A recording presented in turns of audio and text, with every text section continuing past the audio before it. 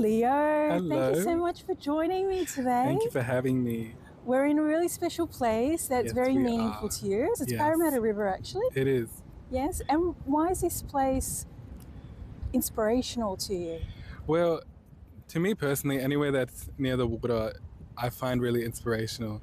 Like just being able to hear the waves, watch the waves crashing on the rocks, and I find it's weirdly melodical and relaxing, the sound of water.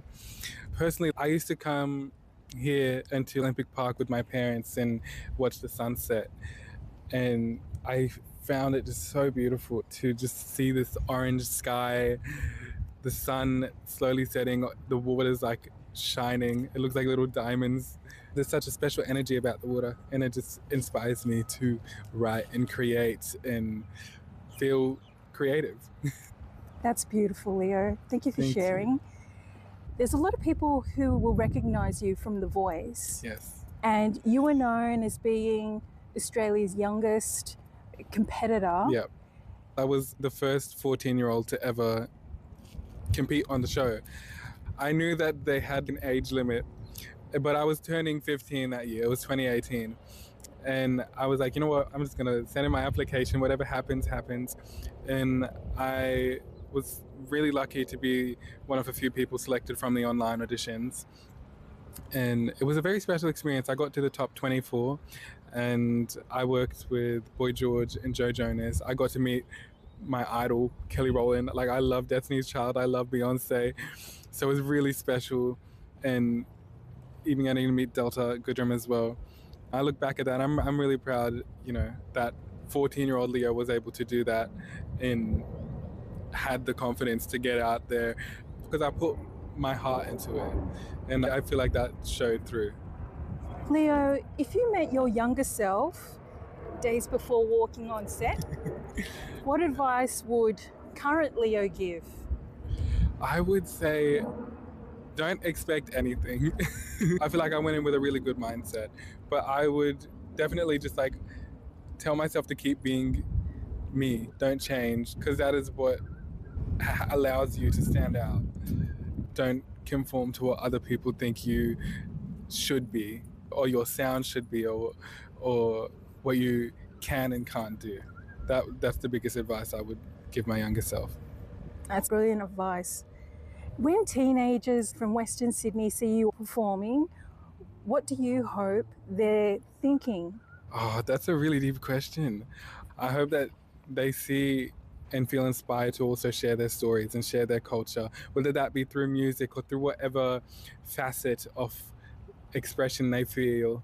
It's such a blessing to be able to speak and sing in our native languages, in the languages of our ancestors and our parents and beyond.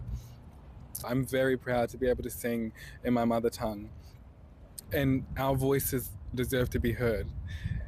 The talent, the authenticity and the culture that we have in Western Sydney, this melting pot of different ethnicities, is so important. Leo, I remember seeing you in the auditions round of The Voice. Yes. And you mentioned you would experience bullying. And I'm guessing that would have been in high school, during your teens.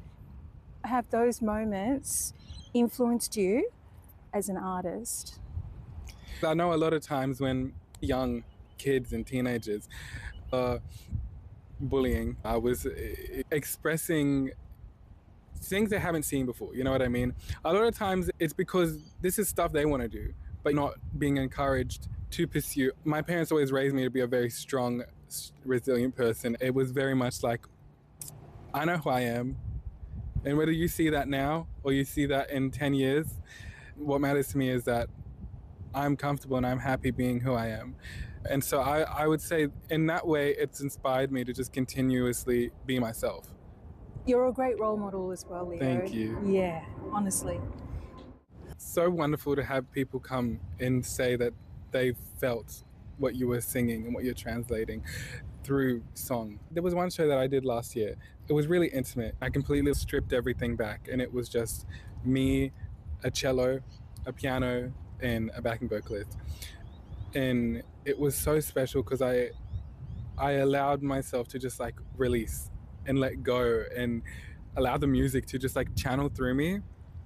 To have people come up afterwards and be like, I can't believe that was an hour long. That literally felt like 5 minutes. That's the biggest compliment I find, because you were there with me. You know what I mean? Because that's how it feels like to me. Anytime I'm performing, I get on stage and I'm off and I'm like, oh, did an hour go by? Like that's that's wild.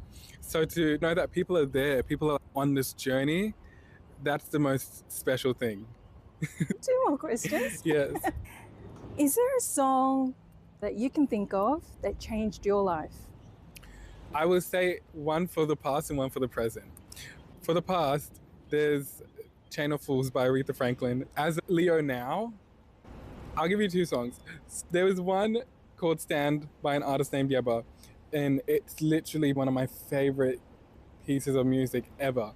A couple years ago, when I was just first like starting out as an artist, I did a cover of it at a backyard gig. It was my first show ever that I had sung originals, and I posted a little clip of it on my Instagram, not thinking anything of it, and I woke up the next morning and Yeba, the artist, had reshared and commented on the video, and I was just getting so much love on it. It was such a special moment because she's an artist that really, really, truly inspires me and solidified that this is what I want to do.